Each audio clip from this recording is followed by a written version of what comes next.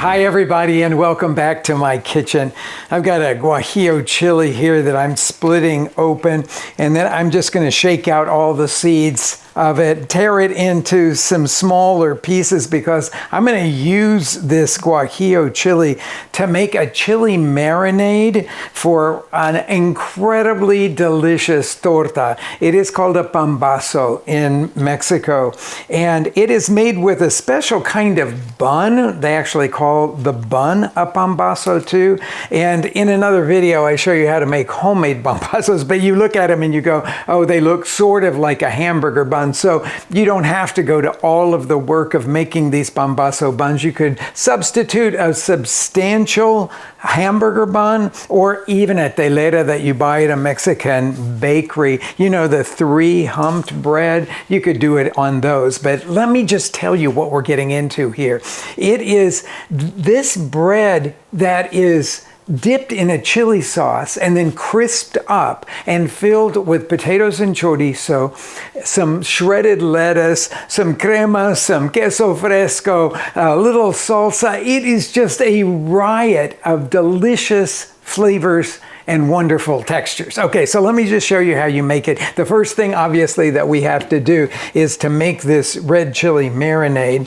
So I've got all of my guajillo chilies here, torn up, of course, taking the seeds out of them.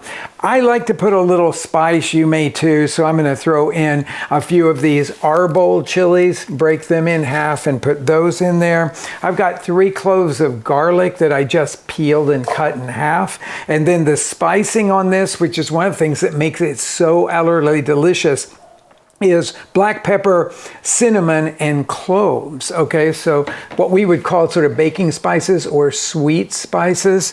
So I'm going to put 3/4 of a cup of water in here. Probably, if you want to let that run and get hot water, it will go a little bit faster, but not that much faster. And I'm going to put the top on, and I'm going to make a chili puree out of all of this.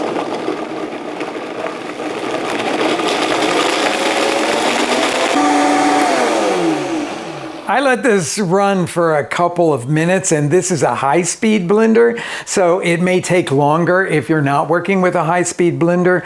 And also, I don't know how smooth you're going to be able to get it. Some people would actually put it through a medium mesh sieve to get out any unblended chili skin. I don't really have to do this with this high-speed blender.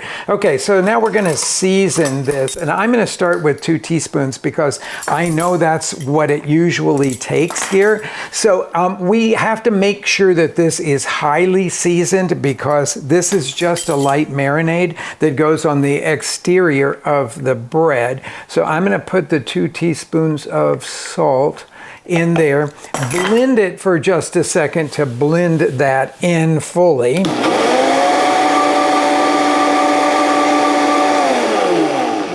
And then let's taste it here.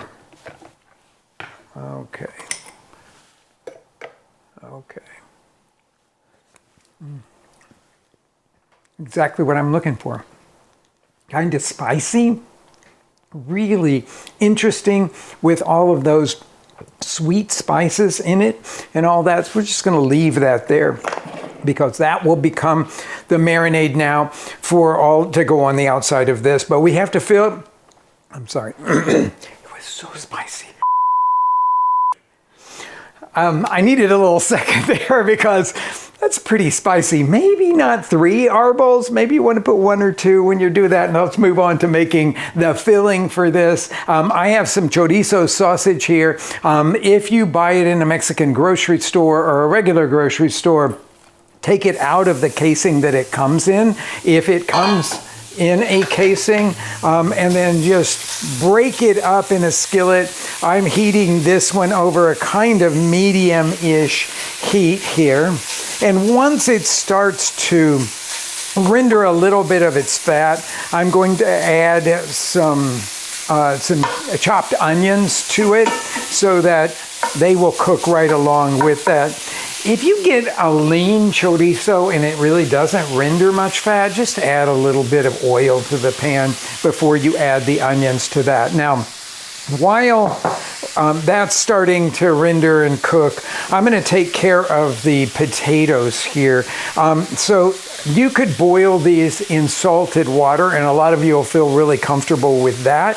I find it easier in my kitchen to do the blanching in a microwave, so I'm going to sprinkle the potatoes all cut up. This, by the way, is a yellow, sort of semi-waxy potato. That's what they use in Mexico, is a kind of waxy potato. I'm going to add just a splash of water to this and then cover it. I have not so attractive microwave cover, but the one that I have. If you do it with plastic, be sure to poke a couple holes in the top of it. And I'm going to do this at a full 100% power for 3.5 minutes, and that will be enough to cook them. It just is a very easy thing. Okay, now I'm not seeing a whole lot of fat here, so I will just pour in a little bit of oil into the pan and add my onions now. And I'm going to let this all cook together until I'm sure that all of the chorizo is completely cooked and the onions are soft. That'll take about 8 minutes or so.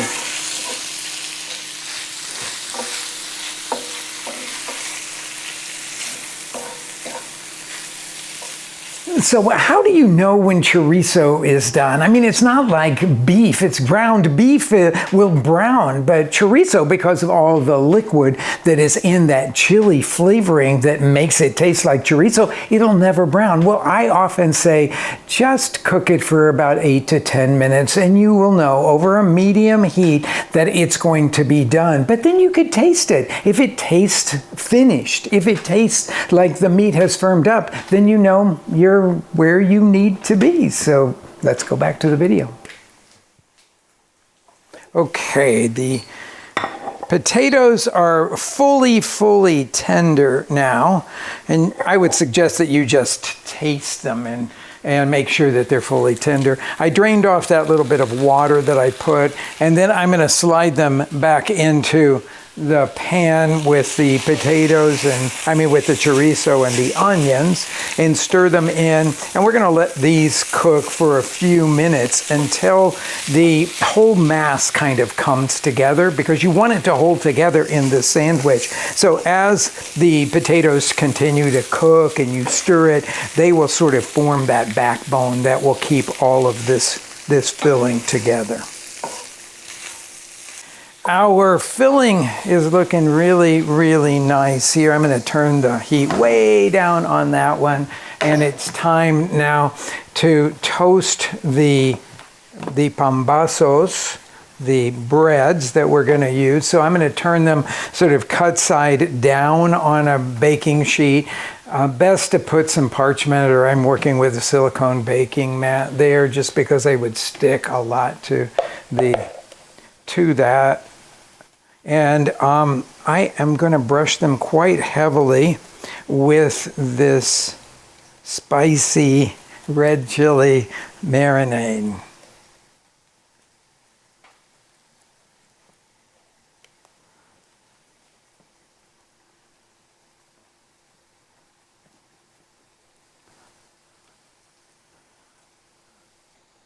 Okay, so this recipe makes 6 of these, but I'm only doing 3 just for time's sake here. And I'm going to slide those into an oven that I have at 425 degrees, and we're going to let those actually cook for 8 minutes in there. And that's going to really set that chili sauce or that chili marinade on the buns. Then we're going to spray with oil, put them back in the oven, and really crisp them up. I think they are ready. What you're looking for really here is that they're dried out on the top. That means that that chili marinade has really not only adhered to them, but sort of gotten into them. It's cooked into them. And I'm going to take my spray gun here and then just coat them all nicely with that. If you don't have a spray oil, then I suggest that you just do this with a brush dipped in oil. But this spray works really well. And then this is going to crisp them up on the outside and give them that really classic pambazo, sort of slightly oily, slightly spicy texture and flavor. Just about 3 minutes or so will be enough to do what we're looking for. I took these out a couple of minutes ago, and they're nice and kind of crunchy, crispy on the top. So I'll show you how we put this torta together, this pambazo together. I'm going to put a portion of the chorizo and potato filling here on the bottom, just like that. And then the next thing that will go on here will be some shredded lettuce. You could use iceberg for crunch here.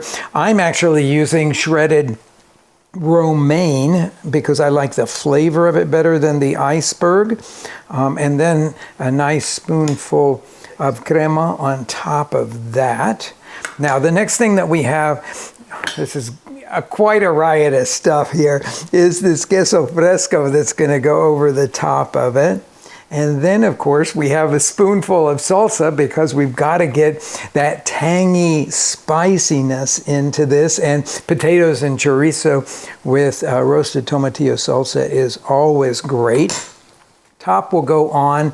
I'm going to give it a gentle press here and then cut the thing in half like that. Now, just look at that. Real beauty there. But because my mouth is watering so much, I'm not even putting this half down. I'm just going to go right for it.